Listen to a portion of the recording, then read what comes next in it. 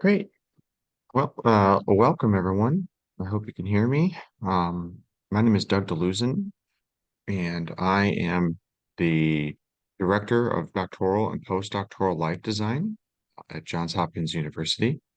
And our office is really here to help our students and our trainees and our fellows identify what they want to do with their careers and also work on different skill sets that are useful in the job market after graduating. And one of those is communication.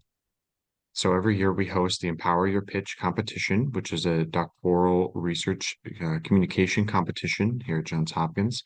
And as a part of that competition, we provide different perspectives and different um, presentations like this to help you identify the message that you want to communicate about your research and how to craft it and hone it, not only in preparation for the Empower Your Pitch competition, but also just in general. So the skills that and some of the things I'll talk about today will undoubtedly, or hopefully, I should say, help with crafting your message and when you're communicating it during the competition. Also, these are hopefully helpful tips and useful tools just when you're thinking about sharing your research or sharing a story out to a larger audience. So if you have any questions, feel free to type in the chat box. I'll check that pretty regularly. Or if you want to unmute and ask a question, I won't be able to see raised hands because I'm kind of in presenter mode and just on one screen. But I'm hoping that we'll have quite a bit to talk about. All right, so let's get started. So today, the agenda for my talk is really about talking about how to craft and communicate the essence of your research story. And so we're talking about story structure, establishing your inner editor, and some tools that might be useful to help you edit your content, how to cut to the core of the message, how to hook your audience and get them interested in the things that you have to share, and then how to shape your story and stick the landing. And one thing I really love about research communication and communication in general is that storytelling is one of our oldest traditions. Before we had written language, before we had books, before we had any other way of passing information, it was through stories. It was through shared information, verbal communication, and shared history. So this is, I think, when we communicate our research, we're really tapping into one of the most innate things that makes us human. And that we talk, we form societies, we form communities, friendships, partnerships, work relationships, and all of that relies on effective communication to not only get the job done, to pass on knowledge, or to entertain, in which case it could be still passing on knowledge or just a way to, spend some time and enjoy life. So this is something I think that's really innate to the human experience. And that relates to a question I actually have for you all, which is, what is one of your favorite stories? So for those of you here, feel free to type into the chat box or unmute and shout out, but what's one of your favorite stories? It could be a song, it could be a book, a movie, comic. Let's hear from you real quick. Any takers?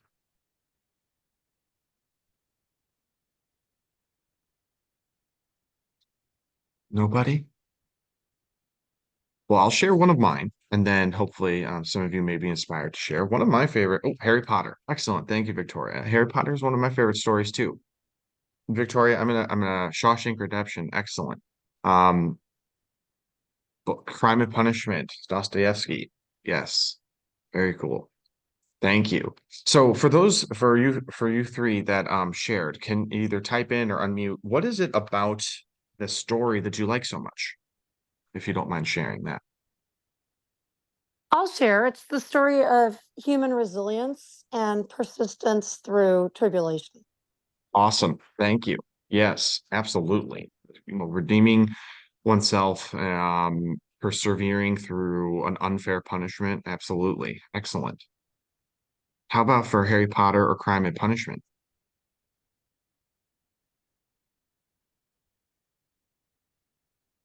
SpongeBob. Excellent. Michael, what do you like about SpongeBob?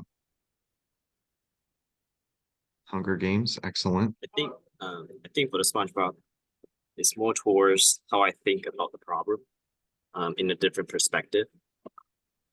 sometimes Yeah, it's struggle in the research, but you can think of the other optimistic way. fantastic. Right. So bringing an alternate perspective, bringing in a different viewpoint. Absolutely. So that's awesome. Thank you all for sharing that. And, for those of you that might have read some of this. Okay, so Victoria said for the world building aspect of Harry Potter, excellent. Yeah, diving into just a brand new place, exploring, getting a feel for it. Our favorite stories, we all share some of the same favorite stories. We all have our unique favorite stories, but there's a lot of times that favorite story is a favorite for a different reason for different people. And so that can make it really fun because that means the stories we're sharing can have different meaning for different people. It can also make it complicated when you're communicating these stories and you're trying to intentionally get someone to feel something in particular or get someone in particular to react a certain way. We'll talk a little bit about that in a moment. Two of my favorite stories are one is called Carnival Nine by Carolyn Yoakum. This is a short story, and this is a story about a young child in a world where everyone is a wind-up doll, and they have an inner coil that is tightly wound, and then your lifespan that day, or your activity amount of energy you have that day, is directly related to how well of a spring you have that you were born with. And so it looks at disparity, it talks about identity, it talks about how to communicate when you can't communicate. It's a wonderful story and it really much pulls on the emotions. So Crime and Punishment, I think I understood how he thought so long ago. Absolutely. So it's an opportunity to tap into the past and see how humans or authors were thinking and the concept of what could be and what lessons we can learn from dystopia. Excellent, Stephanie. Thank you. Absolutely.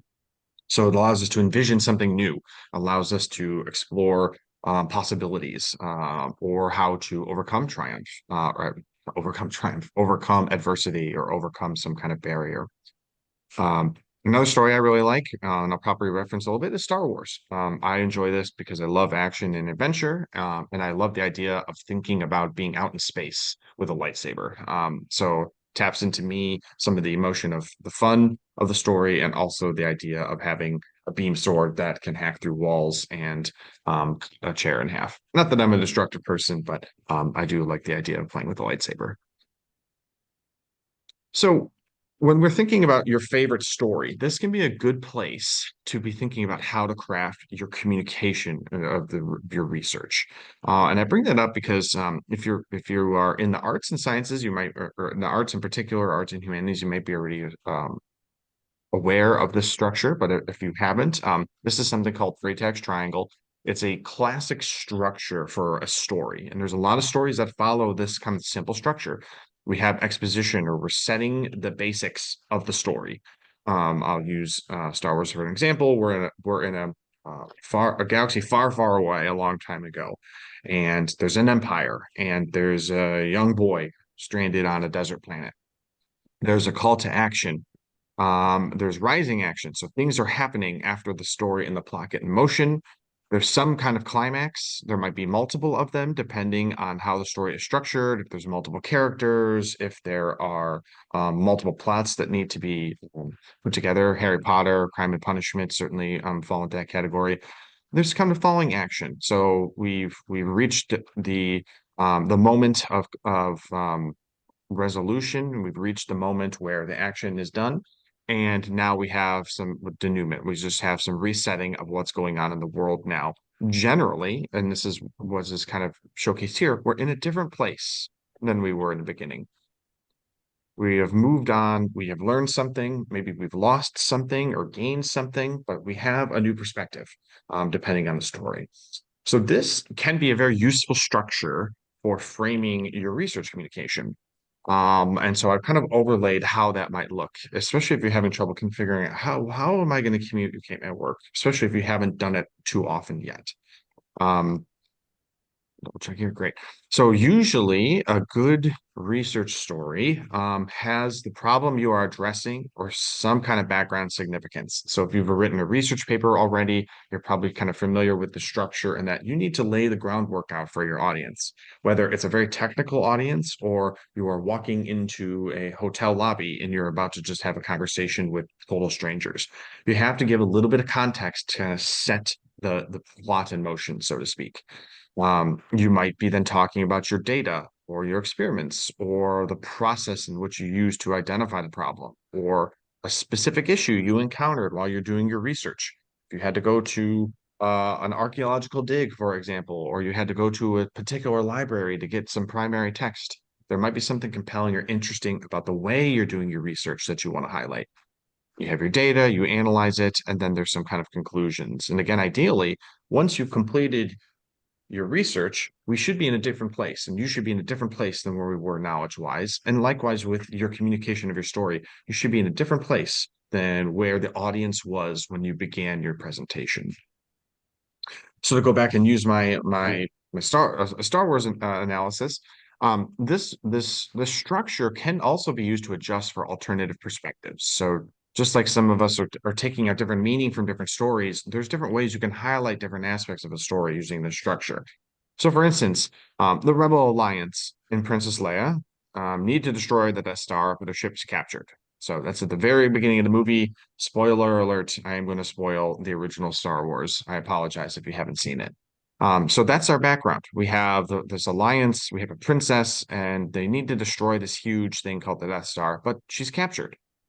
And now Princess Leia and soon after the Death Star plans are now on the Death Star. So, Luke, Han, Chewie, Obi-Wan, they arrive on the Death Star with the Death Star plans. There's some drama. They rescue the princess. They fly off to Yavin, and then the princess escapes and delivers the plans, and the Death Star is blown away.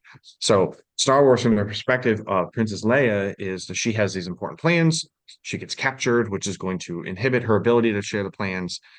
She helps in her own rescue and then delivers the plans as she intended after the major bump in the road.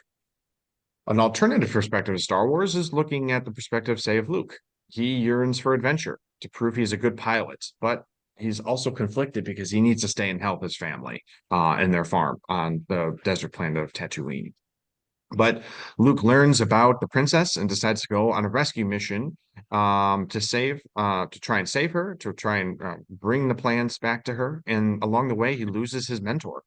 And then conflicted, he goes with Han and Leia and Chewie to Yavin 4.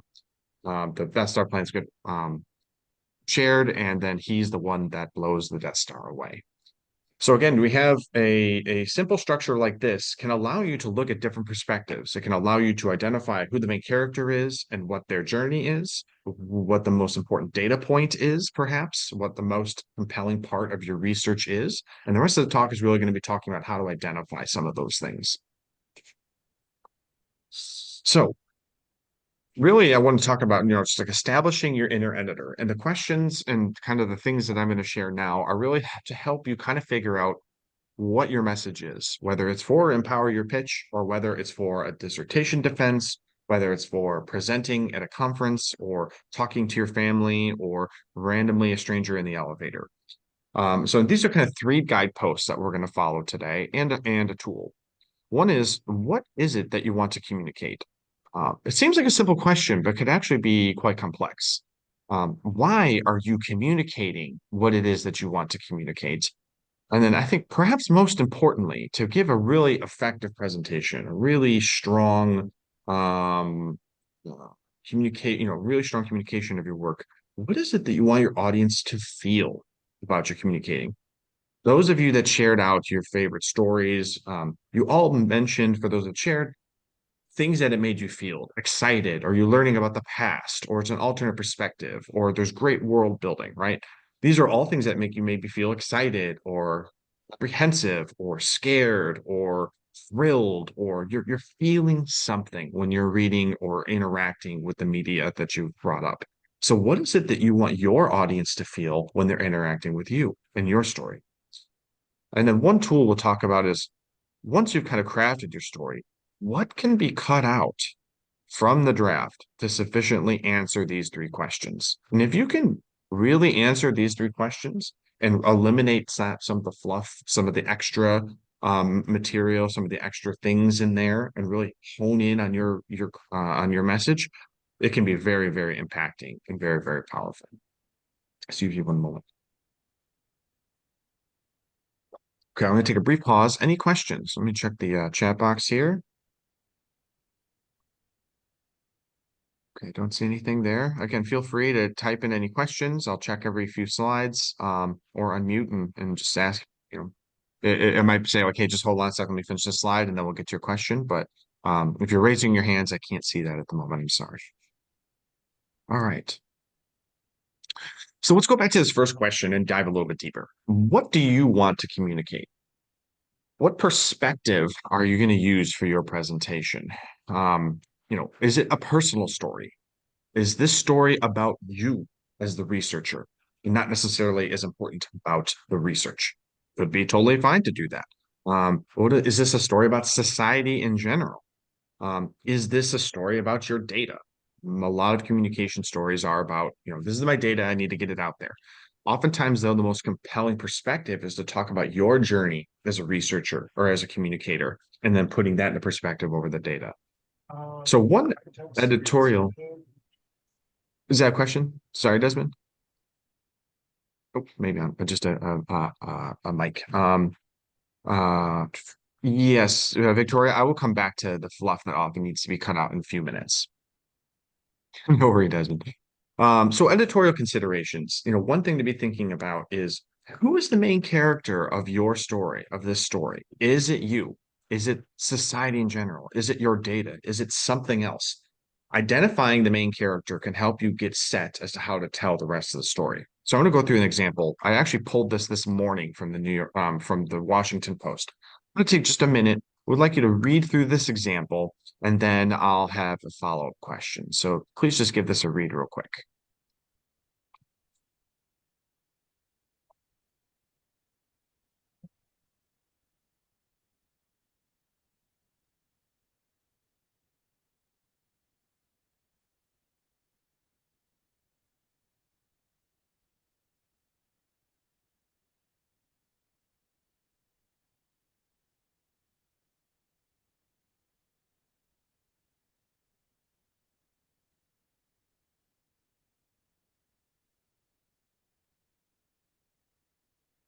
So this is, as you're finishing reading some context, this is a story I found in the Washington Post this morning. And the two questions I have for anyone that wants to type in or unmute is, who do you think is the main character of this lead? So the lead is the beginning generally of a newspaper article or story. It kind of sets the motion in play, gets people interested and hooked into the story, which we'll talk about in a few minutes. But who's the main character here? And why do you think it's the main character? Any thoughts? Feel free to unmute or type in the chat box. Okay, Victoria, you say the whale, Gabriel the whale. Stephanie says Tiffany. Excellent. The whale. For those of you that are replying, if you can type in why is it the whale or why is it Tiffany? There's no right or wrong answers here. This is our chance to explore this a little bit.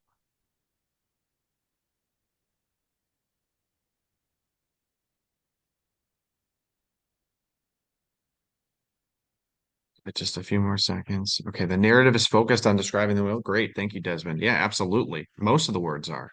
Victoria says typing deceased, the whale has the most presence with the story thus far. Yep, absolutely. Gabrielle, initially Tiffany, but the more I read the whale, it's the focus. So this is great. Thank you all for sharing that. One thing I'll say, first of all, and Stephanie in particular, is I think that there's a case to be made that the story could be about Tiffany Booth. It very well could be about the whale. When I read this, I also thought that perhaps this is going to be a story about society, particularly because in the last line it says last week, entangled in rope and no longer alive, has kind of a pollution, maybe perhaps some kind of human societal component to this that is going to come out later in the story. But the idea here is that we're introduced to a whale, we're introduced to a human, we're introduced potentially to pollution. I think that one's of the three, the most of a stretch. But also the point here is that when you're communicating something, just as we've seen here, your audience may be taking away different things that you're intending. So it could be that the writer is intending for this whale to be the key centerpiece of the story, which I haven't read the whole story, so I don't know. It could be about Tiffany Booth. It could be about her interaction with the whale and what she's learning and the personification of the whale in the story. Or perhaps there's a societal element.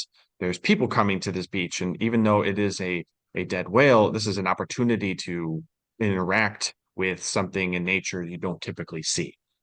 So the idea here is that when you decide what the main character is, the more you reinforce that idea in your communication, the stronger the story could become. Now, not necessarily a bad thing if there are multiple main characters, but the idea here is that if you know this is what you want your audience to know or to learn when they're done talking, you identifying what the main character is to communicate that message can be a really effective editorial tool for you to do that. Right. It could be this excerpt. Yeah, it's focused on the web, but also maybe more broad about someone else. Yeah, absolutely. Yeah. And I wish I could, fill in the whole article. When I share the slides, you click the link and find it on the Washington Post. And the answer is I don't know. I don't know how the story ends or what the story is, what the author is intending. I didn't have a chance to finish it, which may be frustrating. I don't know.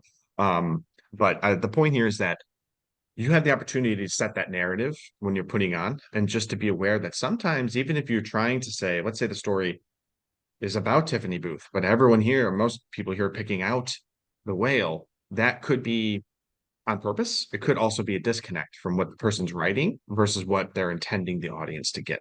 So it's just something to think about. Thank you all for sharing your answers, by the way. That makes it exciting and helps me in my presentation.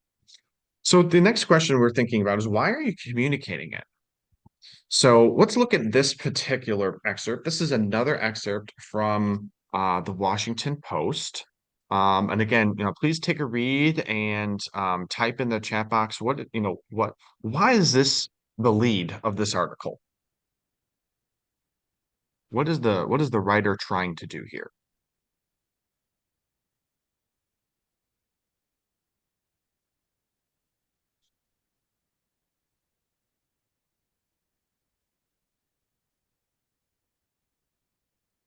Any thoughts?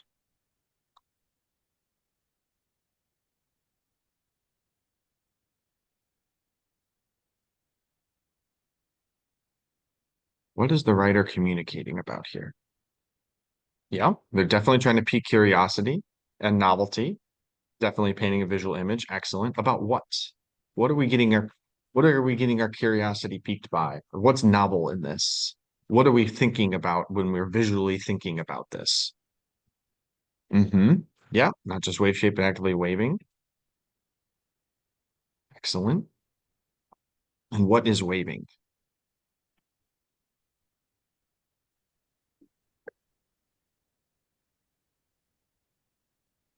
We're so close. I don't know if it's necessarily a human characteristic, perhaps. What are we visualizing and think the thrill of dynamics? Movement, definitely. What does it look like? Yeah. What is it specifically that this author is talking about though? Clouds of waving stars. Yep.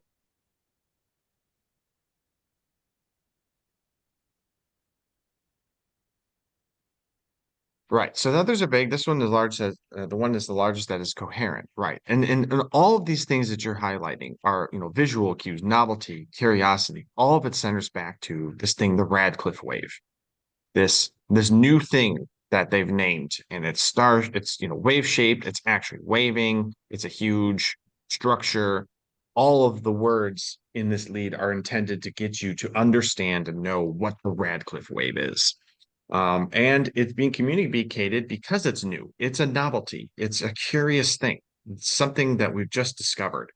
So in this case, the main character here is this wave, this Radcliffe wave. And what is it? Why are we learning about it? We're probably going to cover that more later in the article. But here it's very clear that we're communicating this because this is new, this is novelty, this is exciting, this is a discovery, which could be also the main character of a story, is this discovery, this new bit of information now that we're going to share out with the world. Yeah, All right. I'm listening to like a seminar.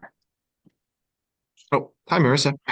Do you mind muting? Oh my God, I'm so sorry. No worries. Good morning. It's nice to meet you. Um, Thanks. so why are you communicating it? So we talked about, who's the main character? What is it you're communicating? And this goes back to why are you communicating it? How do you want the audience to feel about this?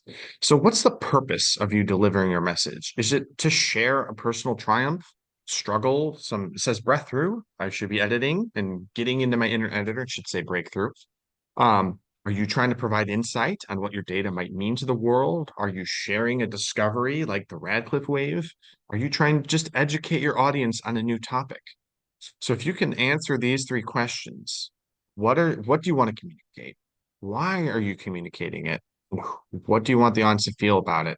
You can sharpen and put together a really compelling message. No matter who the main character is, no matter what it is that you need to communicate and why you're communicating it. Another question to be thinking about too is, why should your audience be interested in? We know we live in a world of TikToks and tweets and short bits of news bites information. We're in a very fast-paced action world. It is hard to keep people's attention, particularly for 60 minutes on something potentially as boring as editing and writing and science communication and research communication. So, what do I want you to feel about this? Hopefully, empowered to give your presentation later. Hopefully, inspired with some new ways to craft your message. But you can also inspire your audience to do all kinds of things. You could inspire them to learn, to take action, to feel something. Do you want them to laugh and engage that way, or to feel sadness about something? How do you connect? So, for editorial consideration, how do you keep them interested? How do you keep the audience motivated? Certainly, asking questions and waiting for answers from you hopefully keeps some of you awake and present, which is definitely a very intended thing in this discussion and in active learning. But when you're giving your presentation and you only have words or you only have visuals, what can you say or do? So some of you mentioned the idea of a visual of the Radcliffe wave, and this thing is actually waving. That's very intentional. Now it turns out the Radcliffe wave is actually waving. That's a very intentional sentence, intended sentence, I feel like, from the writer here to get you to be thinking about, well, I know how to wave. I've waved my hand before at people. I've interacted with people in some way, maybe a nod, maybe a wink. So, on some level, I'm now thinking about the Radcliffe wave on a very personal level.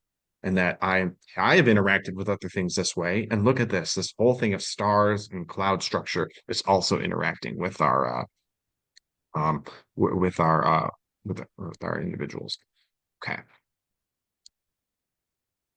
So we already talked about that one. We'll come back to that. All right. So cutting to the core of the message. I found this tweet a couple years ago, which I thought was really interesting. The fastest way to teach someone nothing is to try telling them everything. Says Susanna Harrison about the plumber in her house right now discussing science communication. And I think this is not only relevant to science communication, but to any form of communication. As researchers in academia, we tend to be long-winded about things, not all the time, but it seems to be a trope. And sometimes that's the easiest way to lose your audience is to try and give them the full dissertation or the full project when just 10% will do. And 10% it will be the most meaningful for them to take home when they leave.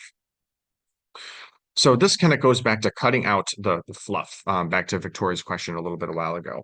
There is a sweet spot in communication that we want to hit, especially in a talk or in a presentation that is going to have a large audience from diverse perspectives, diverse experiences, and diverse training and backgrounds.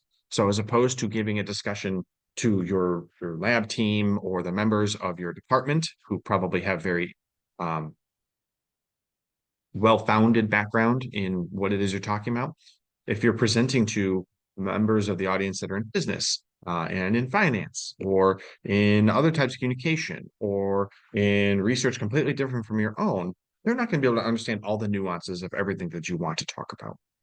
So there is a sweet spot where you're communicating your research, you're also helping the audience with what they want to hear, and that will allow you to provide a very specific message. So, for example, Victoria, I think you were the one that asked a question about fluff.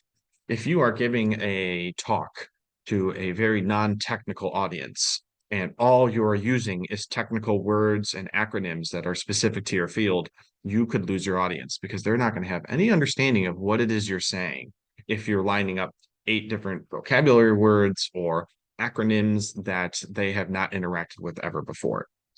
So there's a way to kind of go out and say, how can I say the same thing, kind of cut out all the jargon, for example, and still get my meaning across? So, one idea when you're cutting the core message is really knowing your audience, technical audiences, some considerations. Are they in your field versus not in your field? I am a geneticist, and I can talk all day long about genetics. But even if I'm talking to an immunologist, that's a technical audience, but they may not be necessarily savvy in genetics. They might be much more savvy in cell biology and how immune cells get rid of, whatever they're interacting with. Another aspect of it is how much time do you have? For the Empower Your Pitch competition, you have 3 minutes. So how much time are you going to dedicate to laying that foundation for your audience to understand your work, whether it's technical or not, versus explaining your work and getting to the message and kind of the emotional part of your work? Does your work relate to the work of those watching and reading? This can be really important. If you're giving a technical discussion at a conference or something, you might be inspiring others to collaborate with you or inspiring others to look at the work that you're providing. So again, these type of audiences could be a funding agency, a search committee, societal seminar. Those are just a couple examples. Now, if you're presenting to general audiences, some questions to think about is how much background is needed? Maybe in the 3 minutes for Empower Your Pitch, you do need to spend 90 minutes laying some founding information so that the next 90 minutes your audience can totally understand. Or maybe you only need to identify and explain 3 vocab words or 3 technical words that will get you through the rest of your talk. And so that might be one way you can kind of cut out the fluff, is go back and think, this is what I want my audience to know when I'm done talking. These are 3 words that I need them to understand for them to understand the rest of my talk. So that's my background. That's my introduction. Let me talk about this, get the stage set so that I can send them off on the rest of my talk and I can cut out everything else. Is the talk to educate on a topic or report back on a project? So this could be at a community event, social media post, a book, or a podcast. Plenty of other examples in both of these categories. But the questions might help you frame a little bit about your work. For those of you participating in Empower Your Pitch, you can expect judges that are from a very diverse background, and some of them will not be technically trained in research or in science. So that's something to consider. All of them are experts in communication, however. So they'll be able to follow along on most things. But if you're very technically heavy in your talk, you might want to be thinking about ways then you can kind of cut out some of the jargon and really hone in on the core of whatever your message is. Why are you speaking to them may also frame your discussion. Are you promoting your research and findings? Are you asking for something at the end, like funding or support? Are you applying for a job and showcasing your talents? For a general audience, you might be communicating with them to promote awareness and education, reporting out to a community-focused grant. We might be talking them to inspire. I mean, especially with children. We talk about our research a lot to get them interested in doing research, get them interested in history, get them interested in biochemistry, get them interested in epidemiology. Maybe it's to communicate to social media, or you're responding to an Instagram post, or I call it Twitter still. I don't think I'll ever change it to X, but replying to a tweet. And then, of course, as you cut to the core message, one aspect of it that I want to talk about too is kind of sticking the landing and being memorable. And this can also be an effective way, not only to present your research for Empower Your Pitch, but present your research. Now, these are two individuals that are quite famous, but historically speaking, this is Albert Einstein here on the left. And does anyone recognize this fellow here on the right? Just real quick. Just curious if anyone recognizes who this fellow might be. Give another 10 seconds or so. World famous at the time, though. Nearly as famous as Albert Einstein. All right. So this is Charlie Chaplin. And if you're unfamiliar with who Charlie Chaplin is, he was an entertainer, particularly in silent movies when they were first coming out. World famous dancer and entertainer and movie star, and someone that was very expressive in their performance and in the communication of emotion. So also an excellent person for a play or for a musical.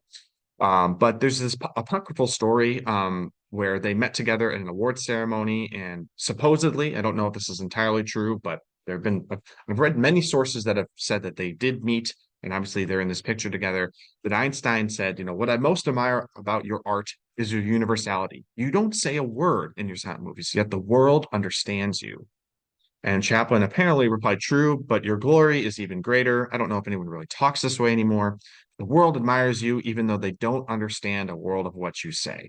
So we have a world famous physicist who can't explain his research to most others, including some other physicists. And then we have a world famous actor and communicator who can talk to anybody, yet can't use words.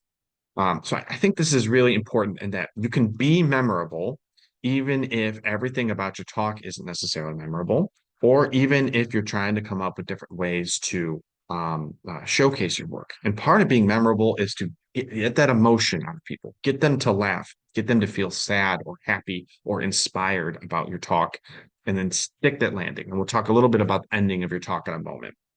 But those are ways you can really effectively power your presentation. We talked about the lead a little bit, and that those Washington Post articles, there's some hook there that's getting you interested and wanting to read more. It's setting the stage of who the character is.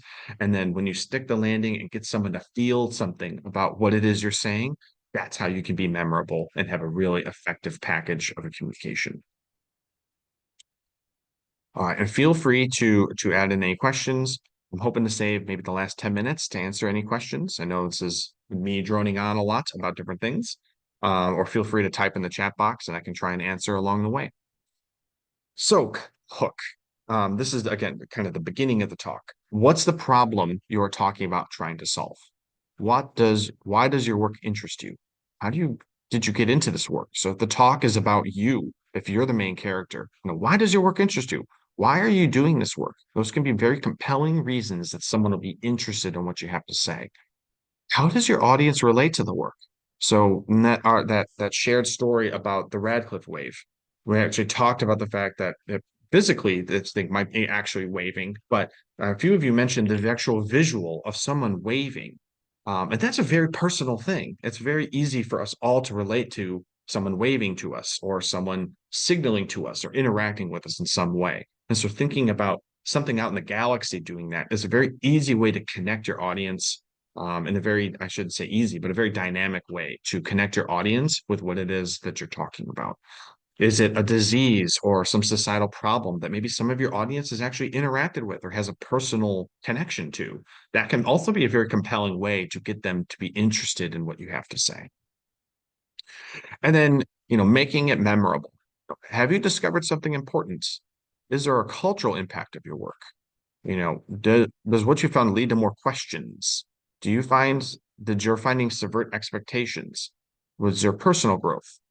How do you want your audience to feel when they leave? So you've set the hook and got them interested, and then when you're done with your presentation, hopefully they're leaving with something. Should they feel inspired? Should they be feeling curious? Should they be feeling compelled to take action? Should they be feeling joyful or sad? All those feelings can be really important, and none of them are better than the other. But as long as you're getting your audience to feel something, you are really amplifying the message you're trying to get.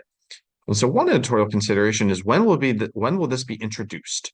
Are you going to leave some juicy bit at the end as a bombshell and as a cliffhanger, so that the question that you're leading to now is the most important one that you're going to be tackling in the next year?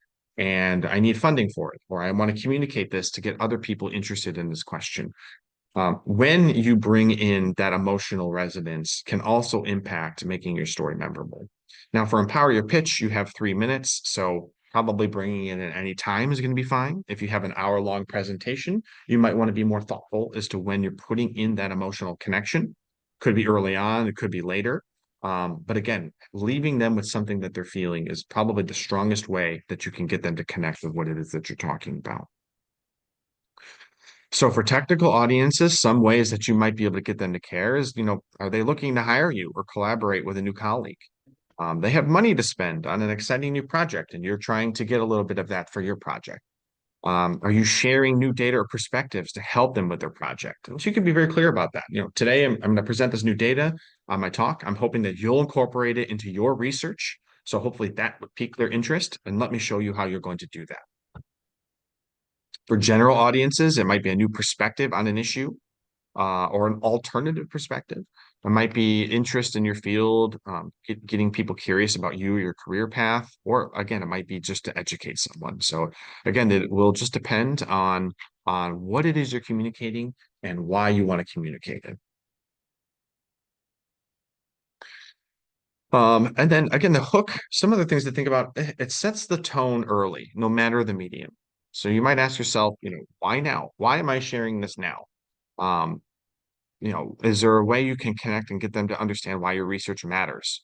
Are you using accessible language? So again, if your beginning of your talk is extremely jargon heavy or very technical, you might have to cut out ways so that you're streamlining exactly what they need to know, and use it to give it bite by bite so that the audience can follow along with the rest of your talk. But if you dive immediately into the biochemical pathways of the citric acid cycle and you're giving no context as to why you're talking about it, you'll lose your audience very quickly. Metaphors, analogies can be really great ways to get people to connect with you. Again, like a galaxy waving. I think several of you highlighted now. I'm very curious about this. I'm feeling a connection with it. Emotion is important. Finding a dead whale on a beach is a sad thing. It's also something that's inspiring others to learn more about whales now. So, if you can get someone to feel something about what it is you're talking about, that's another way that you can set that hook. You can get them interested and invested in you and in your message early on. And communicating the new first. You can always start with something, some wow moment, and then go back and reset with some of the background a little bit. If you have a major discovery, it might be that I need to tell the ending and then go back to the beginning. I might say, okay, I've discovered a new way that we are going to improve public health in inner cities. Let me talk to you about how I'm going to do that. And then you go back to what you discovered and that process. You've set the hook early and saying, hey, by the end of this, we're going to come back to improving public health in inner cities. So let's talk about how we're going to do that. So that can also be an effective strategy. So one way then to shape your story is, again, what is your goal? Going back to, like, do you have a main character? What do you want people to feel about your work? And then work backwards. Or you could work forward. So, how are you going to keep your audience interested? What's the important part of the background that they need to know? What are they learning? Or their complications, twists? Where was the growth? What's some kind of rise and fall? This goes back to Freytag's triangle. And then where do we go from here? How should the audience feel about it? Why are we in a different place at the end of this message than we were at the beginning of it? And if you can go in and kind of put in some of those pieces of your talk, even if you haven't said it yet, you might be able to identify then what you want to talk about and how to then structure it most effectively. Okay, so I have talked a lot. Let's see. I think I just have a few more slides here. Any questions at this moment? I'll take a pause here. I'm going to grab a sip of coffee. Feel free to unmute or type in the chat box.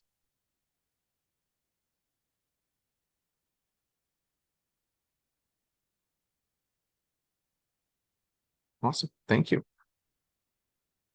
Okay, I'll keep going. But again, feel free to type in and we'll leave some time at the end here. Okay, we've talked about almost everything on this slide. One other aspect, particularly if you're giving a presentation, is beyond the talk or pen and ink, and just a few other thoughts on research communication. And one of them is in visuals. So this is an image of the Challenger space shuttle explosion. The Challenger space shuttle was a space shuttle that launched in January of 1986. And very sadly and tragically, as it was lifting off into the atmosphere, there was a problem with the shuttle and it exploded. And so, and an article like this or a picture like this can evoke a lot of emotion, sadness or fear or uncertainty, and plenty of other emotions as well. So a visual image that captures what it is you're trying to communicate can be a very effective tool. But I show this image because there's another image that I want to share that is not as clear cut. Now, when the Space Shuttle Challenger was sitting on the launch pad before flying up into space. It got unusually cold in Florida that morning, below freezing temperatures. And the manufacturers of the rocket that the space shuttle was attached to was a company called Morton Thiokol. And some of the engineers knew that there was going to be a major problem with the structural integrity of the rocket because of those temperatures. And so they went to NASA and the NASA administrator said, hey, there's a problem with the rocket. You shouldn't launch until we check it out. And NASA took a look at these two pieces of data, and this is the actual images that the engineers showed them. And I want you to take a look at this and just see it. What are your initial thoughts about what it is you're looking at? Anything that comes to mind, feel free to type in or unmute and share. But this is the data that the engineers from Morton Thiokol shared with NASA to try and convince them not to launch the rocket. Any thoughts about this? Yeah, exactly, Stephanie. What does it mean? Any Yeah, other I'm sure thoughts? it's compelling if you have a lot of background information. Yes, absolutely. Exactly. Yeah, no idea where to look. It's very busy, difficult to draw any meaningful conclusions. As it was suggested, it's probably very compelling, and it is if you're providing enough context. They were providing this context right before launch, saying we shouldn't launch. And NASA looked at this, they weren't convinced. This was also in the height of the US's Cold War with Russia, and so there was political prestige associated with another launch up into space, which was also unfortunately a consideration for this. If you take this data and actually just strip it down to a simple data table, which I foolishly forgot to put in here as a slide, you would see that what this data really shows is that the colder the temperatures, the more explosions they had when they were building and testing the rocket. And it's very, very clear that anything below 50 degrees Fahrenheit, almost all the rockets they fired at that temperature exploded. And the rockets had gotten down to, like, I think, 27 degrees Fahrenheit on the launch pad. So this figure actually came out in the congressional review of the incident when they shut the shuttle program down for a year to identify what the problem was. The cold temperatures actually cracked O-ring and coupling sections between the different rockets. My point here, though, is that you might be showing a data table or a chart or a visual that you think absolutely showcases what it is you're talking about.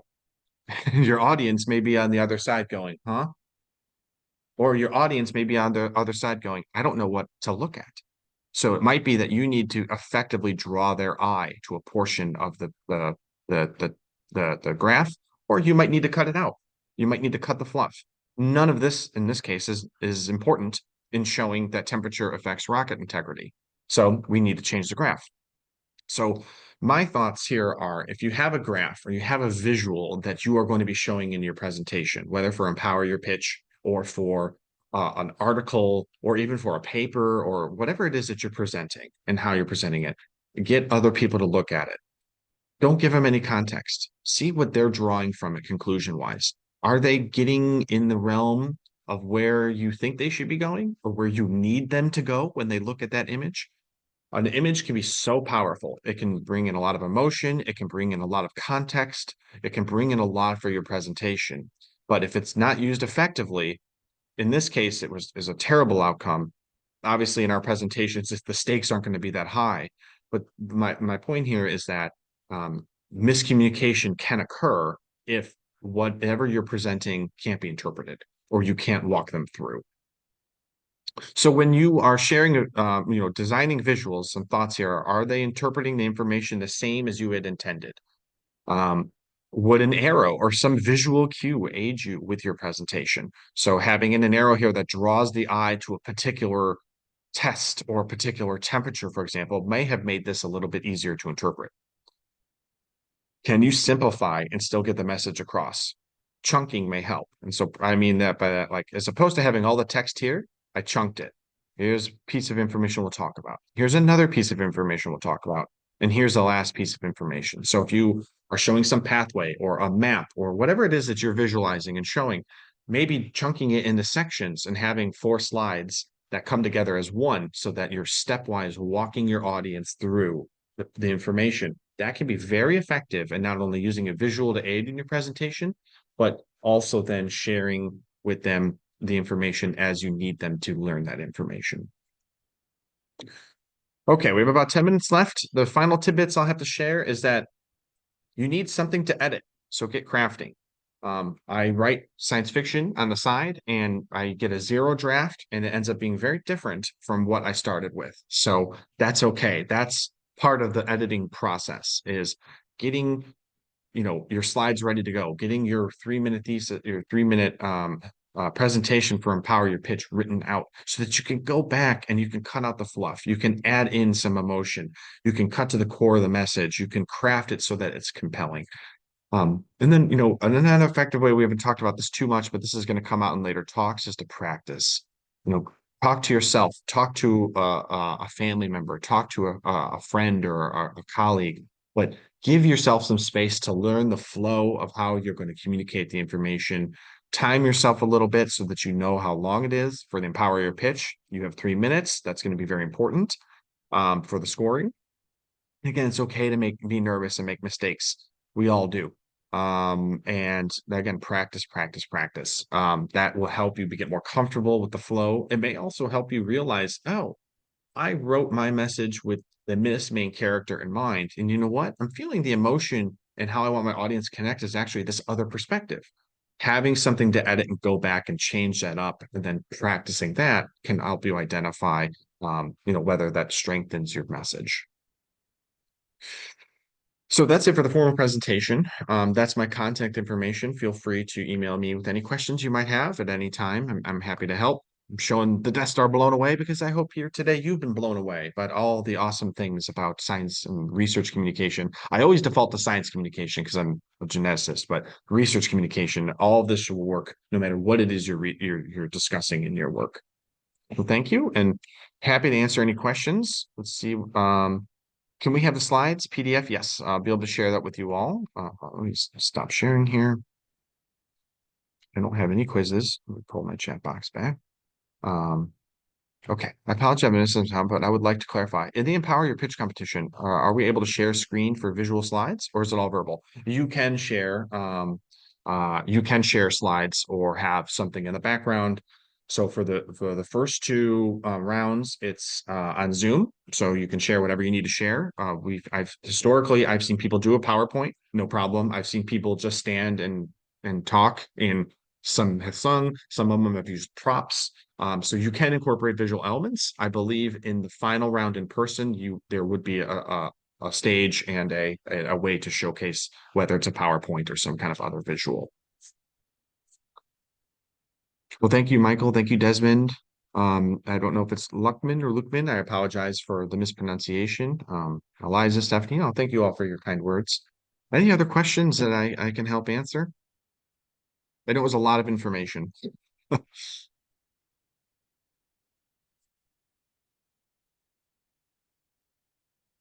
Awesome. Well, again, I appreciate you all coming here and joining me today. I will email out the slides to you all, and I'm going to record and put up. I think there's an Empower Your Pitch website that will have this recording up soon, probably sometime next week. And I'll try to get out the slides by early next week, if not later today. Great. Oh, thank you so much. I appreciate all of you and your questions and your comments and thoughts, and have a wonderful day. Thank you.